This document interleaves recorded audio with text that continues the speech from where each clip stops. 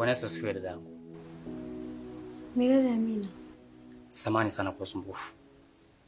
Nimekuja hapa kwa ajili yako.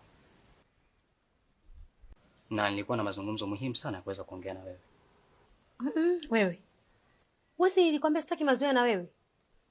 Au ulikopo unielewe nilikuwa napiga kelele pale siku ile? Aya, na hapo umepafahamu vipi? Mimi siishi mbali na hapa. Kwa hiyo nimejaribu kuulizia majirani, wakanielekeza kwamba unaishi hapa. Nikaona si vibaya niweze kufika hapa kwa sababu na mazungumzo ya muhimu sana na wewe. Kwa hiyo kama hutojali, naomba tukazungumzie ndani. Haya, karibu. Nashukuru sana.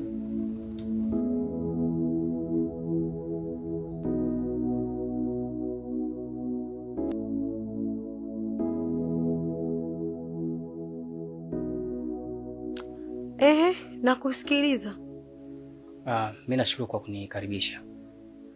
Na nisiwe muongeaji sana, niende kwenye pointi moja kwa moja. Unajua sisi binadamu tunabadilika.